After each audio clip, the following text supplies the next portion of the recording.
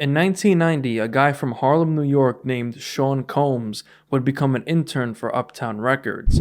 Eventually, he would be fired from Uptown Records, so in 1993, Combs, who was known as Puffy at the time, would establish his own label called Bad Boy Records. Puffy would appoint up-and-coming rapper The Notorious B.I.G. as the label's flagship artist. Puffy also signed artists like Craig Mack, Carl Thomas, Faith Evans, and more. On September 13th, 1994, the Notorious B.I.G. dropped his debut album Ready to Die, and Puffy's label was off to an incredible start. Puffy would go on to have a very successful label throughout the 90s. During this time, a rapper in South Jamaica, Queens named 50 Cent would begin pursuing his rap career, and in 1998, 50 Cent signed a deal with Columbia Records and began the rollout of his debut album, Power the Dollar. In 1999, 50 realized that his release date was getting closer and closer, and his album had no buzz, so 50 came up with a plan. 50 decided to drop a diss track on the entire industry, dissing literally everyone, and on August 10th, 1999, 50 Cent dropped his debut commercial single How to Rob, dissing everyone. On this track would be where 50 Cent would take the first official jab at Puffy when he threatened to take Puffy's girlfriend at the time, Kim Porter, when he said this. I snatched Kim, tell Puff you wanna see her again, then your ass down to the nearest ATM. Puffy wouldn't take offense to this since this record wasn't really intended to offend, but rather gain buzz and attention of 50 Cent. Eventually, 50's album Power the Dollar was shelved due to him being dropped from Columbia after being shot 9 times in the summer of 2000 in light of his beef with Kenneth Supreme. In 2001, 50 Cent was getting back into writing music, and according to 50, Jennifer Lopez actually told Diddy that he should get 50 to write music for him, so that's exactly what Diddy did. During this time, one of Diddy's bad boy artists named G-Dep was gearing up to drop his debut album, Child of the Ghetto. On July 10th, 2001, G-Dep dropped a track called Let's Get It featuring Black Rob and Puffy. 50 claims that he actually wrote the hook and Diddy's verse on this track. Make this money, take this money, ain't no way you can take this from me, ain't funny. Look, the first time I came back to write music, after I got shot, right? I got shot May 24th, 2000, right? The first time I came back was because Jennifer Lopez told Puffy he should have me come back to write music with him. I came back, Puffy had a song, it used to go, make this money, take this money, ain't no way you can take this from me. They get money, let's get it. That don't feel like 50? Oh! In 2002, 50 Cent would make his return to making music, releasing mixtapes independently to gain buzz. On April 26, 2002, 50 dropped his debut mixtape, Guess Who's Back, which instantly made him the hottest free agent in rap. On this mixtape is a track called Get Out the Club, and on this track, 50 would take a jab at Diddy when he referred to Diddy as a trick. They want me to trick, I ain't P. Diddy. On June 1st, 2002, 50 Cent followed up with his mixtape 50 Cent is the Future featuring G-Unit, and at this point, 50 Cent was the hottest up-and-coming rapper off of mixtapes. According to Tony Yayo in an interview with Vlad, Diddy was actually interested in signing 50 Cent to Bad Boy, but would back out of the deal due to his beef with Supreme, Ja Rule, and others from New York. 50 went to Diddy. 50 went to Diddy. We went to, for Bad Boy. A lot of people don't know that. We had the meeting, and it was so crazy that Diddy didn't sign him. I know that was one of the biggest mistakes of Bad Boy. 50 Cent ended up signing with Shady Records in summer 2002. Later that summer, on August 1st, 2002, 50 and G-Unit dropped their mixtape No Mercy, No Fear, and the track Part 2 and Bump Heads is a huge shot at Puffy. Back in 2001, 50 Cent actually appeared on the Trackmasters remix to Jennifer Lopez's song I'm Gonna Be Alright. 50 was eventually replaced with Nas due to the bad press surrounding 50 Cent after his shooting, but this version would appear on the remix version of J-Lo's album J to the L.O. During this time, Puffy and Jennifer Lopez were involved in a relationship in 2001, but in 2002, it would end. The first beat on the track was the beat to Puffy's track I Need a Girl, which was basically Puffy reflecting on his relationship with J-Lo, so 50 spit his verse from the track he did with Jennifer Lopez while rapping over the Puffy beat. After the first verse, 50 would take the time to clown Puffy about making records about J-Lo. Yeah.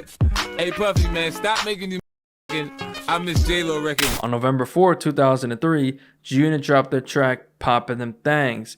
And on this track, he references the altercation between Puffy and Steve Stout in 1999, where Puffy assaulted him with a phone and champagne bottle. Stout would sue Puffy, but after the case was settled outside of court, they were friends again. After the VMAs, my baby mama cussed my out. I kicked the ass, we back friends like Puffy and Steve Stout. The 2003 MTV Video Music Awards was hosted by Diddy, and he presented the VMA for Best Rap Video to 50 Cent for In Da Club winning. On January 7, 2005, 50 Cent dropped the G-Unit Radio Part 10 2050 Before the Massacre mixtape. On this was a track called I Run NY featuring Tony Yayo, which was a diss towards Jadakiss and the Lox during their beef. 50 mentions Puffy at the end of the track because Puffy owned Jada's publishing. Hey, get Puffy on the phone. Tell him I said, tell Puffy I said, get out the mirror for a second, let me talk to him. The next year, on September 5th, 2006, 50 Cent dropped the G-Unit Radio Part 22 Hip Hop Is Dead mixtape, and this mixtape was primarily dedicated to dissing Puffy. And rest in peace to the man, Puff Daddy. Can you say it with me?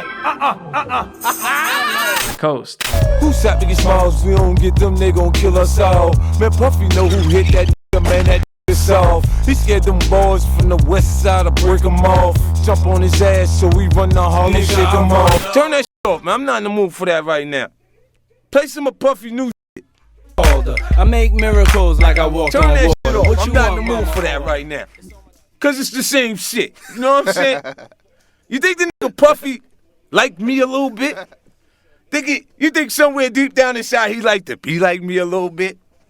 Maybe just a little bit. Maybe just a little bit. I get comfy, then I lean on him, put that beam on him. You probably heard Mace tried to join the team. Cause Puff was too busy selling pimple cream. Y'all know damn well that Lindsay Lohan and Jessica Simpson was not using no Proactive. So Diddy was Proactive. Now, y'all into skincare products. Now y'all think it's official. Well, I got a secret. I was up on Proactive for 7 years. That's why I got the silky smooth cocoa butter skin. So Lindsay, Jessica, you're late. You should have followed my pretty ass from the beginning. But now you're late.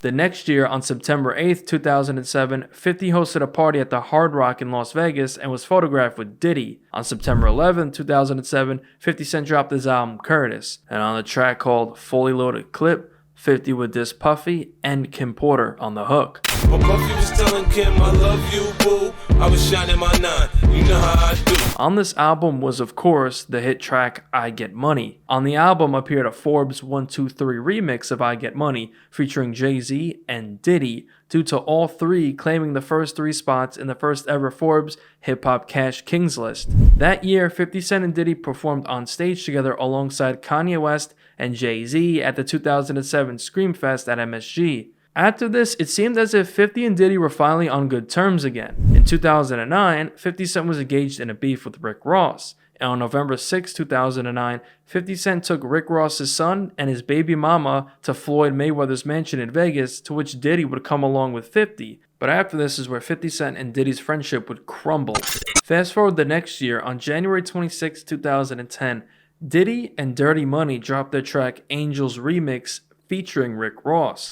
Of course, 50 would get word of this and get pissed, because Diddy is now working with his biggest enemy at the time in Rick Ross. What made matters worse was in April of 2010, Rick Ross confirmed that Diddy was now his manager, as the two would begin a long business relationship. Now, if you know 50's mentality, is that if you align yourself with his enemy, then you become his enemy as well. On July 8th, 2010, 50 Cent launched a petition to stop Diddy from further exploiting the catalog of Biggie Smalls, saying, "Enough is enough.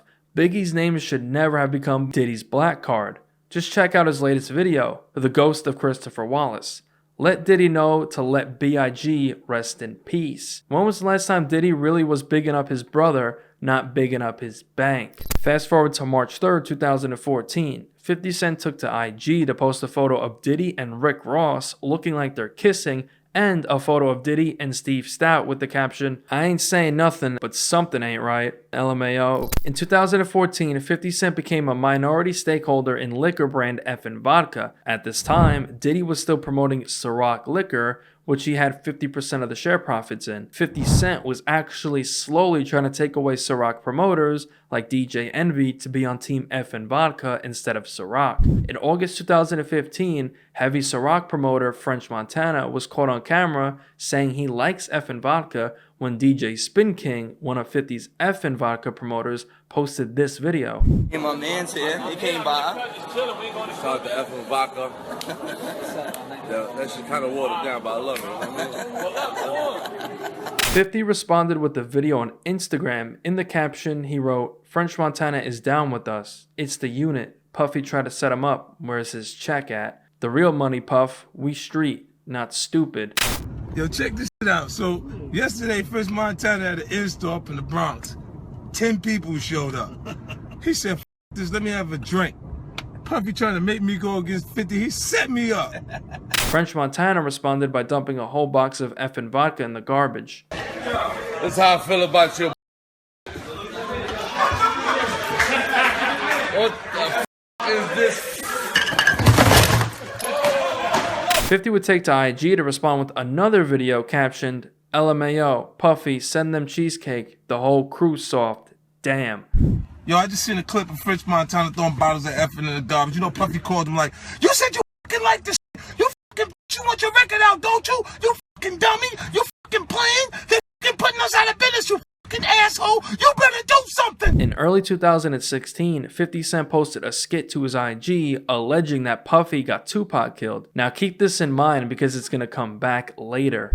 I told you you can't trust these niggas. Now Puffy done killed Tupac, man. 2 years later, in 2017, 50 Cent sold his stake in Effin' Vodka for a reported $60 million. Fast forward to January 9th, 2018, 50 Cent appeared on The Breakfast Club, where 50 would call out Diddy for allegedly offering to take him shopping at Chris Lighty's wedding and calling Diddy a fruit cup. Like he said something to me one time, a long time ago, at Chris Lighty's wedding. He told me he'd take me shopping. I looked at him like, what'd you just say? Let me move, man, before I do something. You gonna make me mess up the wedding. Oh, that's a nice gesture. Let me get out of no, dude, take me. That's what a guy says to a girl. But you've been getting that for over a decade. I remember when you said the top feels so much better than the bottom. Yeah, I've been saying this. Puffy do some like a little fluffy stuff. Now you guys are all in some hip hop. Later that month, on January 18th, 2018, Diddy appeared on The Breakfast Club, where he would respond to 50 Cent calling him a fruit cup and his story of Diddy trying to take him shopping. 50 came up here and he was giving you flack for the asking Fab to party. So he'll ask you to play the clip, man. Yeah, play the clip. Go ahead. Why won't you party with me for your birthday, man? We partied for my birthday before. You came to my party. No, but me and you ain't never really party, you know what I'm saying? I asked 50 about that, and he said you did the same thing to him. You asked him to take him shopping. Yeah, I thought he needed some clothes. What? I'm a nice guy. Yo, why are you and Fif just... Hey, yo. Why y'all not... Hey, yo, I don't have no beef with I don't know why. With Fif. He loves me. He loves me. Do y'all really can't have see a it? beef? I mean, y'all can't see it. No, we can't see it. Y'all can't see that he loves me? But see... You really, hold on, you really think that's hate? When you really break it down, you've been out here a long time. You know he loves me. I don't think he like you. You know he loves me. I don't think he like you. Okay. But why? Eminem would actually get involved. On September 14th, 2018, Eminem dropped his diss track towards MGK called Kill Shot. On this track, he throws jabs at Diddy, saying that he put out the hit to have Pac killed. Counts the day you put out a hits, the day Diddy admits that he put the hit out, they got Pac killed. After that, the beef would go quiet, and in late 2019, 50 Cent would publicly call out Comcast after it was reported that Comcast was dropping stars from their service, which, as you know, 50's show Power was on stars, so this meant lower ratings. Fast forward to November 21st, 2019, Diddy would actually issue a statement about Comcast in the midst of their lawsuit, so 50 would take Diddy's side when he took to Instagram saying, "I'm with Diddy on this. Comcast bugging out, they are racist. In February 2020, 50 Cent did an interview with Rap Radar where he would discuss the situation between Mace and Diddy. At the time, Mace claimed that Diddy refused to sell him back his publishing rights and even claimed that he offered Diddy over $2 million for the catalog. 50 Cent actually took Diddy's side in the situation in his interview with Rap Radar. Puff through the Grammy speech, Mace say about the publisher. This is just personal shit between the two of them, and those feelings are there because they dealt with each other for years and years and years, right? And the shit is deeper than you can actually see on the surface, and even deeper than what I know. But I met and hung out with both parties. But you look at it and you say, when he's pointing out the publishing shit, he's doing the same shit to the young boys now. Fabio, you know what I'm saying? Like it's there. Yeah. He's done the same shit that they do to you, boy. The f you crying about some shit that somebody did to you, and you doing it to somebody else? Right. The fuck out of here, man. Right. When they be saying there's a whole lot of gang shit, right? Gang. A whole lot of gang shit going on. You might not even get a record. You gonna not take the money? That summer on June 11, 2020, 50 Cent appeared on Drink Champs, where he would further clown Diddy and brings up him trying to take him shopping again. Puff was like, yeah, like first he was amping him to get stout. Then he was like, yo, so when we gonna get the chance to, to kick it, like we could just hang out, nigga. We gotta kick it. This is Puff. Okay. He telling me we gotta kick it. And he was like, yo, why don't we like go shopping or some shit? I mean, like I pay for it. And I was like, what the f this just say? I got the f away from him because I was like, this nigga. Wait, this just tell me he'd take me shopping. And this is shit that goes on. But this is a little fruit. Puppy's a fruit pile. It's a fruit pile. Trust me. You see these little weird ass shit like that out there, sitting out there for no reason. If you don't see accident pictures, it'll be like kissing niggas. Like that doesn't happen by accident. You know what I'm saying? Like, I'm telling you. I'm telling you. Look, later you gonna find out a little that I be saying. Do you understand what I'm saying? Man, listen, I'm trying to tell you the truth. But the truth, sometimes it hurts. Right. It hurts people and they don't want to hear that shit. But I'm trying to tell you, ask me, could he take me shopping? And if because I'm looking like, what? It's just like, I want to take you shopping. I got a bankroll out this mother. I want to take you shopping. Why? Because when you walk around looking so good, I'm going to feel like, God damn it, that with me. That's all I want to do. That's all I want to do. But when you want to take me shopping, what the f is the matter with this? Wait, hold on. Well, where was this at? This was at the wedding. And Chris, right after the wedding. I'm beefing with Steve Stout, and Puff is telling you he's going to take you shopping. After the shit was over. Swear to God. Swear to God. Everybody going to want to be at Chris Lady's wedding, right? After that, the beef would go quiet, and in April 2021, Diddy was spotted with 50 Cent's baby mama, Daphne Joy, and rumors made the rounds that these two were dating. 50 Cent would of course take to Instagram to speak on it, saying, nah, me and Puff fight over business shit. If he liked the girl, he liked the girl. I don't give a f. Fast forward to September 2022, 50 Cent would post a photo of him and his son, and in the caption, he clowned Diddy and his baby mama, saying, oh shit, that's your mommy over there with Puffy, lol. Remember what I told you the other day? These bitches be crazy. Shake my head. In 2023, Keefe D was arrested for being the suspect who murdered Tupac back in 1996.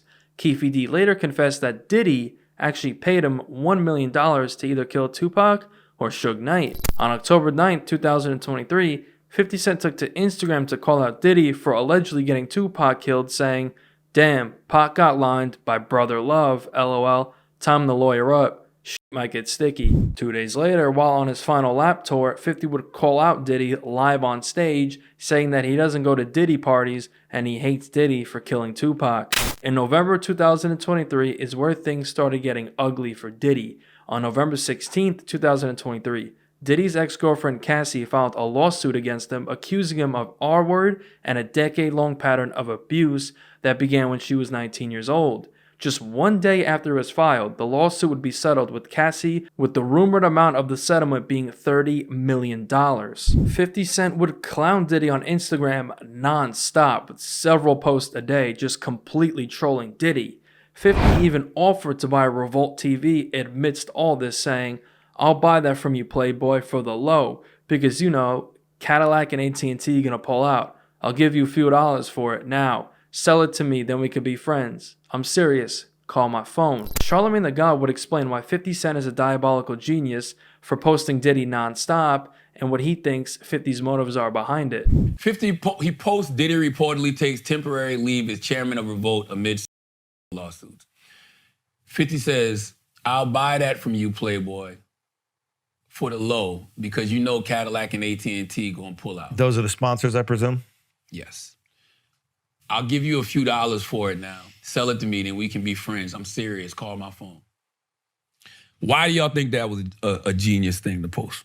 And telling people who the sponsors are. So if they want to harass Cadillac and AT&T, that'll happen. And once the money comes out, it's a wrap. In early December, news broke that 50 was developing a documentary on Diddy's allegations. On December 6, 2023, Diddy took to IG to speak on the situation, saying, in quotes, "Enough is enough. For the last couple of weeks, I've sat silently and watched people try to assassinate my character, destroy my reputation, and my legacy. Sickening allegations have been made against me by individuals looking for a quick payday. Let me be absolutely clear. I did not do any of the awful things being alleged.